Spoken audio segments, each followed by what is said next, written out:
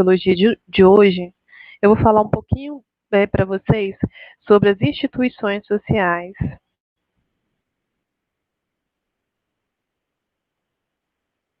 As instituições sociais, elas são diferentes dos grupos sociais.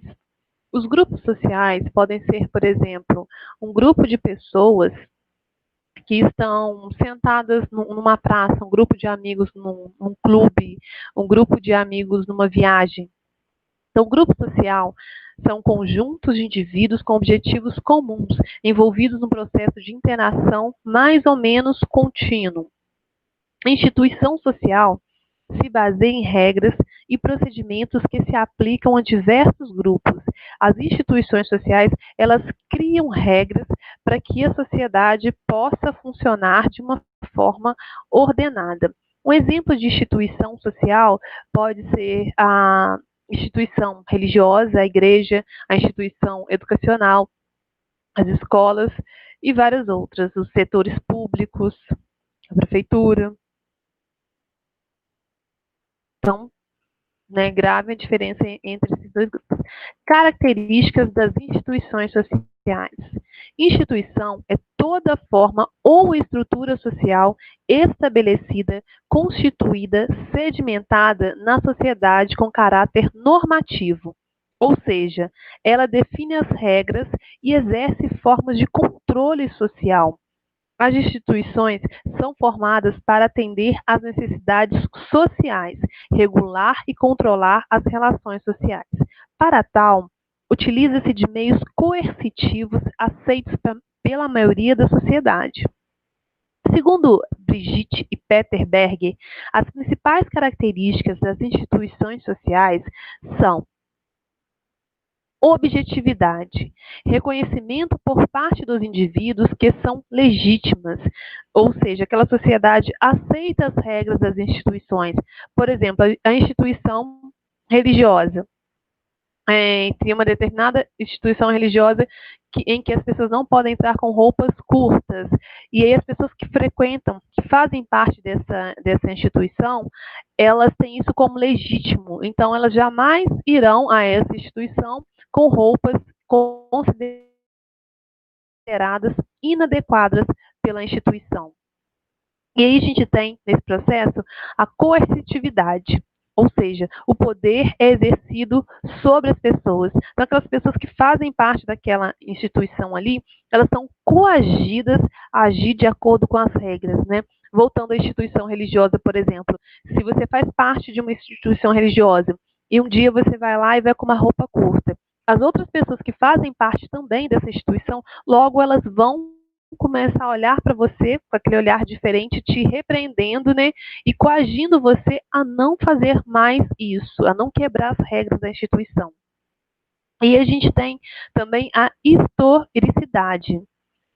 Antes do indivíduo nascer, as instituições já existiam, ou seja, antes de você nascer, a instituição escola, a instituição religiosa, a instituição política, ela já existia. E você vai morrer e ela vai continuar existindo.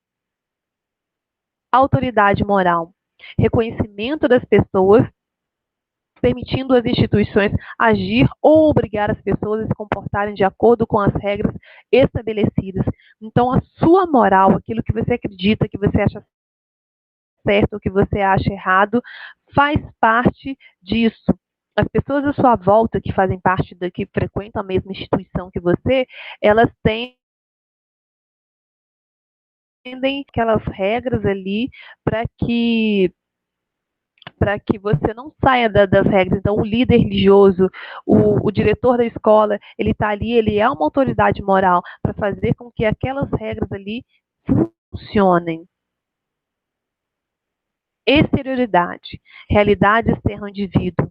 Ou seja, essa regra, essa instituição, ela não é uma coisa sua, né? Não é uma característica sua. Isso é externo a você, isso pertence à sociedade a qual você está inserido. É muito importante ressaltar a interdependência entre as instituições. Uma instituição não existe isolada das outras. Há entre elas uma relação de interdependência, de tal forma que as alterações em determinada instituição podem acarretar mudanças maiores ou menores em outras. Vou citar o exemplo de uma instituição que faz parte da estrutura, né, da sociedade. E essa instituição é a instituição família. E aí temos vários termos, né, várias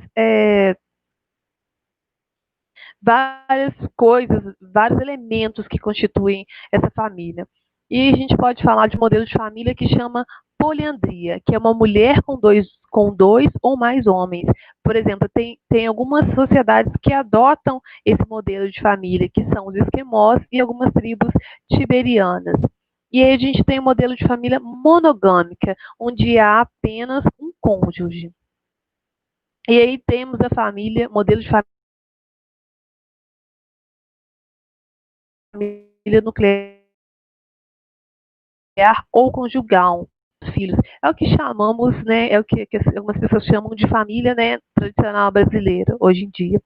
E aí nós temos a família consanguínea ou extensa, que essa família engloba, além do casal e seus filhos, outros parentes, por exemplo, um primo que pode vir a morar com você, um tio, o filho do primo que mora com você, uma avó. Então, esse núcleo, quando eu estou falando de modelo de família, né, é de núcleo familiar, é pessoas que moram ali, que residem ali com você. Então, tem esse modelo consanguíneo.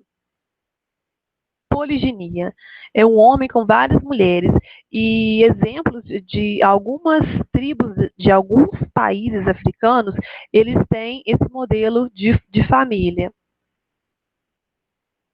E aí tem a família poligamia, que é mais de um cônjuge. Então, ela vai em direção contrária ao modelo da monogamia. Enquanto a monogamia tem um cônjuge apenas, a poligamia tem mais de um cônjuge. Com a globalização, esses termos da família, esses modelos de família, eles foram ampliados. E ainda bem que foram ampliados, porque a realidade das famílias brasileiras já não é mais essa realidade de família nuclear, né? Em tempos de globalização, a sociedade industrial criou um novo padrão de família. Nesse modelo, o chefe de família não é representado apenas pelo homem. A mulher deixou de ser sinônimo de rainha do lar. E existem trocas de papéis dentro do lar. Então, antigamente, o homem ele tinha que ser o provedor da família. Ele é o que saía de casa e que era o responsável pela renda familiar. E a mulher ficava a responsabilidade da mulher era ficar em casa cuidando dos filhos e da família e das roupas do homem quando ele chegasse, das coisas dele. Hoje em dia não. Hoje em dia a mulher ganhou um espaço na sociedade. Então hoje em dia a mulher trabalha fora, a mulher tem sua própria casa, muitas mulheres não se casam, muitas mulheres não têm filho. As mulheres hoje elas são mais independentes do que antes. Porque antes a mulher era totalmente dependente financeiramente, moralmente, psicologicamente desse homem que era considerado o chefe da família. Então hoje os papéis se invertem. Mesmo a mulher quando ela é casada, ela tem autonomia. Essa mulher pode sair para trabalhar fora. Né? Essa mulher tem uma carreira, ela tem uma vida própria agora, né? E há outros modelos de família também. Então, o núcleo familiar hoje em dia, né, principalmente aqui no Brasil, ele mudou. Então, hoje em dia nós temos famílias, casais com dois homens, com duas mulheres. Nós temos núcleo familiar onde tem uma pessoa e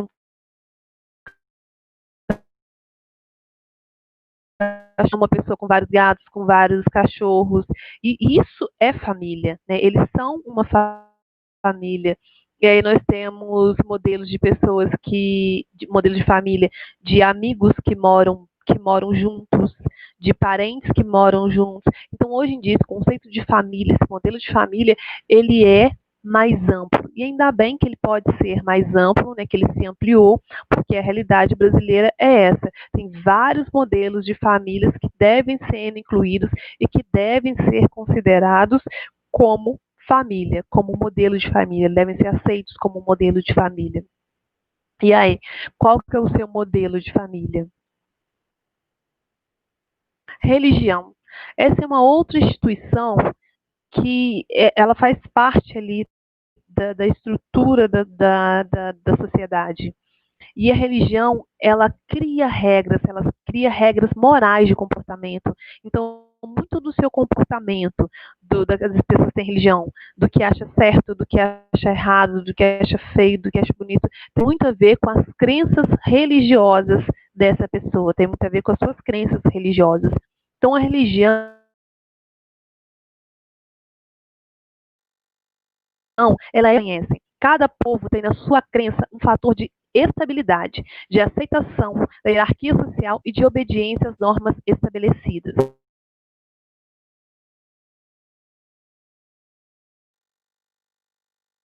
A junção das duas é muito perigosa, porque um líder religioso, quando ele vai para a política, quando ele se torna um líder político, ele rege o governo, rege as pessoas da sociedade de acordo com os seus preceitos religiosos, respeitando ou excluindo as outras religiões, os direitos da sua religião. Então, religião e política é uma mistura bombástica. Eu acho que as duas, né, deveriam ficar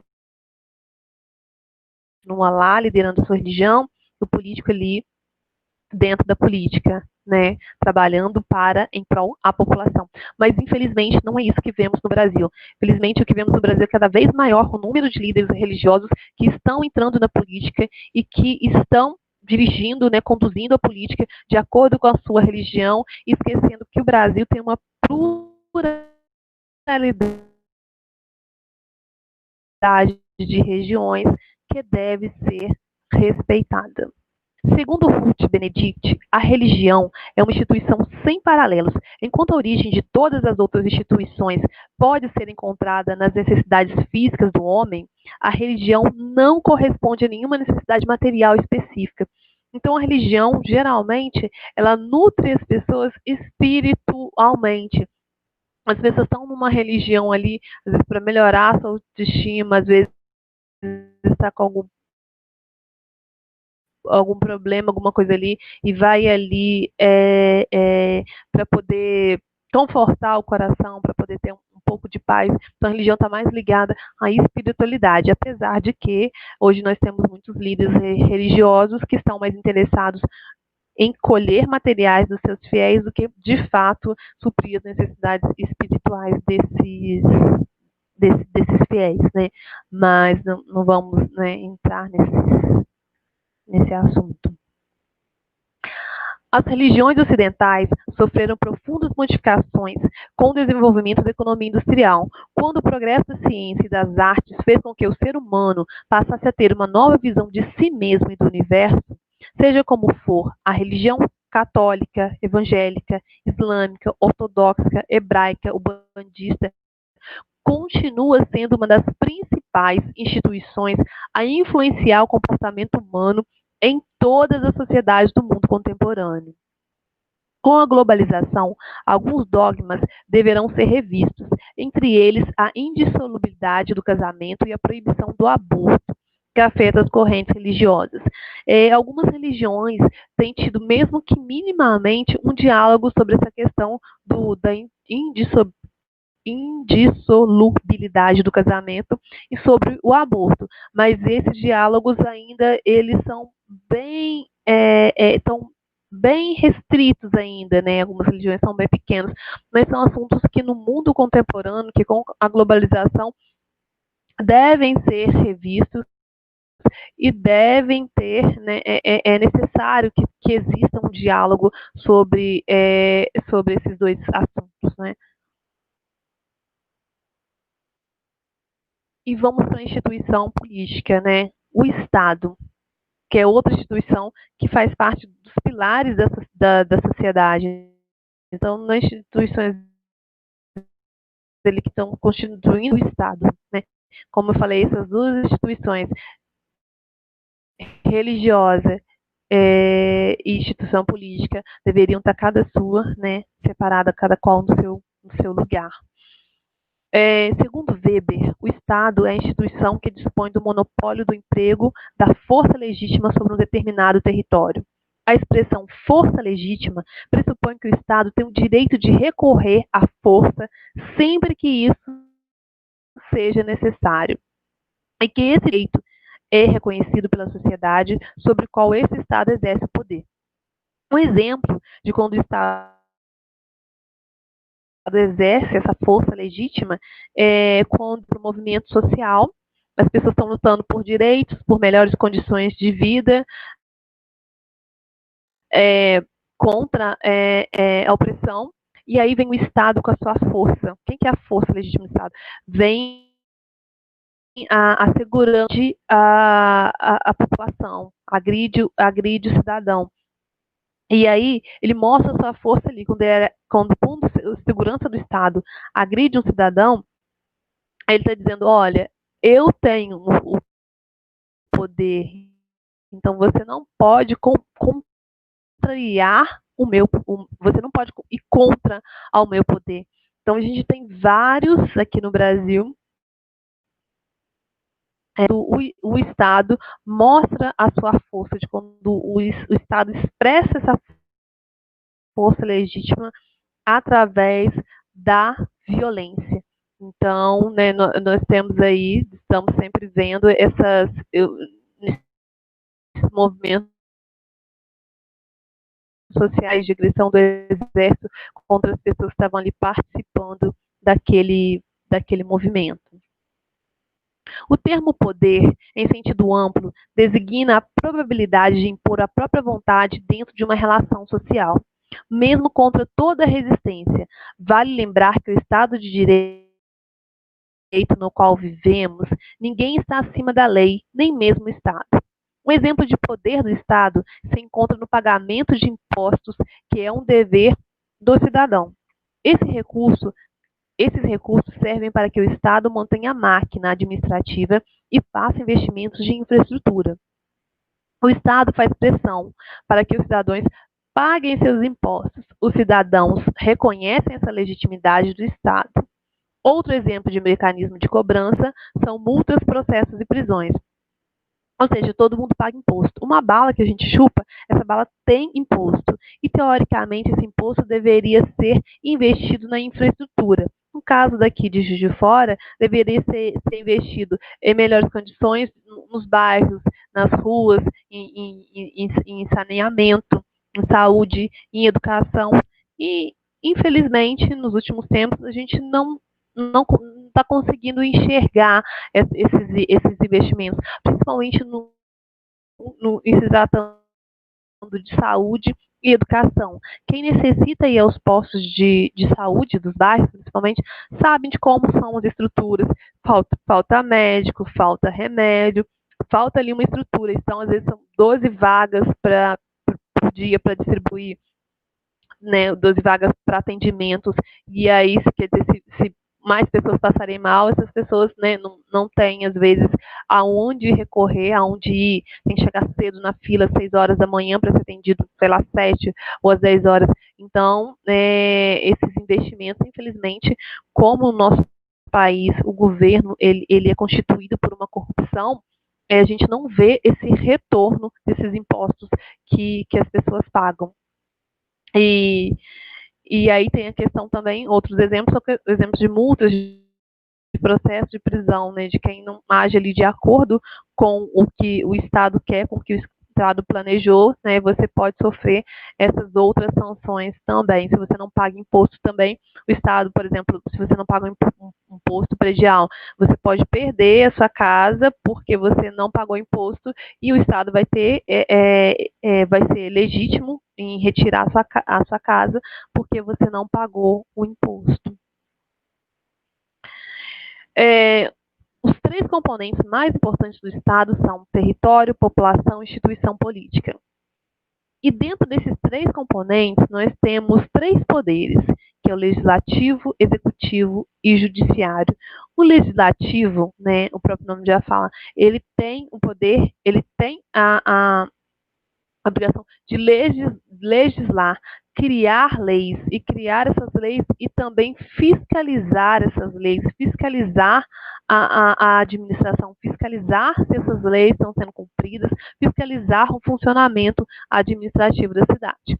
No caso de Juiz de Fora, quem é responsável por legislar são os vereadores, né, que acabaram de serem eleitos agora, e eu espero que essa nova, né, que essa nova administração, que ela possa trazer benefícios reais para a nossa cidade. E aí nós temos o poder executivo, né? As leis são feitas ali, e aí o executivo ele vai executar, né? Ele vai, e quem faz parte do poder executivo, que no caso dos municípios, é o prefeito. Ele está, né, nessa função de executar. E aí vem o poder judiciário. E aí o poder judiciário, ele tem o dever de defender os direitos do cidadão, promovendo a justiça e resolvendo os conflitos entre a população ou entre os poderes também. E faz parte do judiciário o Supremo Tribunal, o Conselho Nacional de Justiça, esses compõem, no caso, o nosso judiciário. Então, a gente falou dos três poderes, né? Legislativo, executivo e judiciário. Nós vamos ficar por aqui hoje. Então, até a próxima aula e bom descanso para vocês.